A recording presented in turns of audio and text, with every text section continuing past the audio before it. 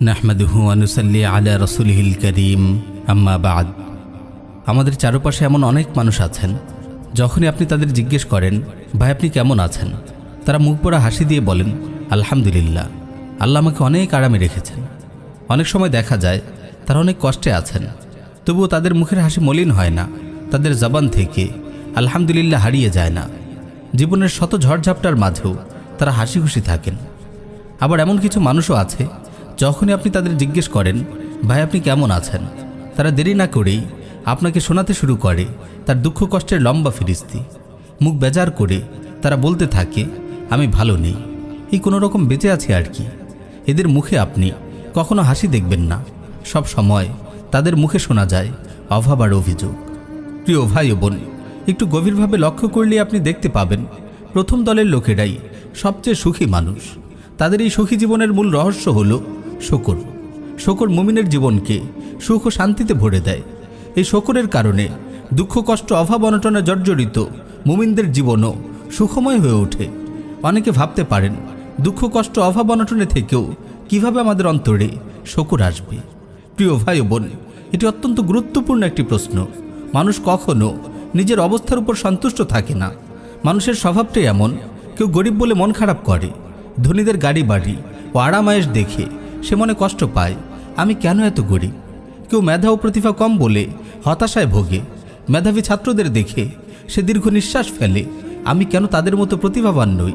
কেউ রোগ যন্ত্রণায় জর্জরিত হয়ে হাহুতাশ করে আমি কেন সবার মতো সুস্থ নই। অনেক ভাই বোন আছেন যারা নিজেদের শারীরিক গঠন ও সৌন্দর্য নিয়ে মন খারাপ করেন আমি কেন অন্য সবার মতো দেখতে সুন্দর ও ফর্সা নই।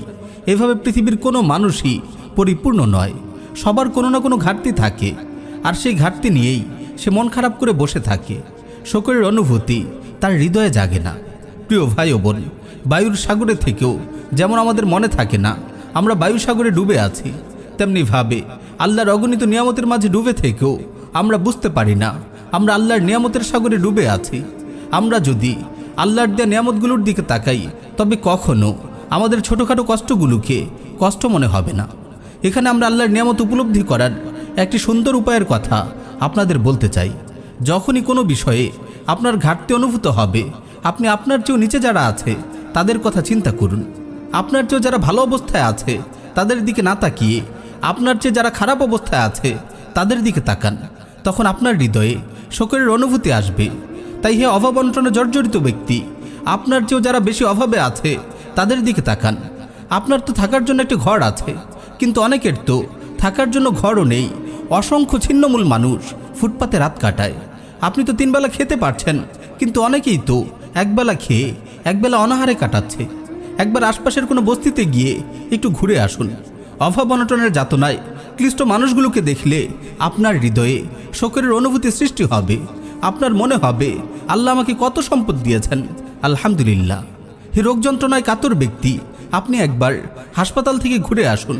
আপনার মন আল্লাহর প্রতি ভালোবাসায় ভরে যাবে।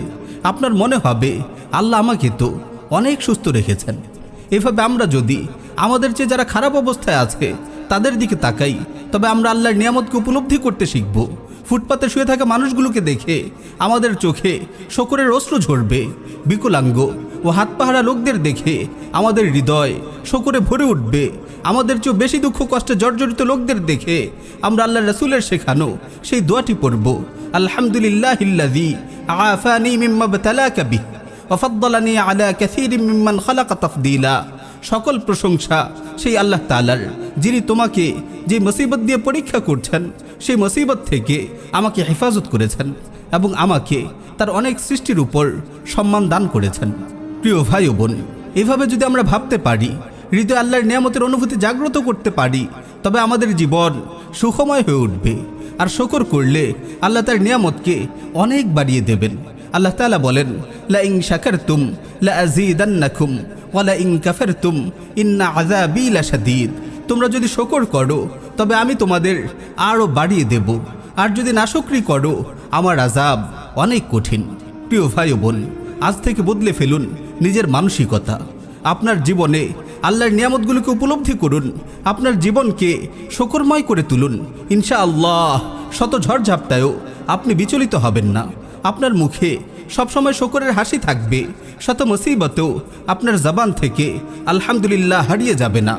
আল্লাহ তাআলা আমাদের সবাইকে শুকরময় সুখী জীবন দান করুন। আমিন ইয়া রাব্বাল আলামিন।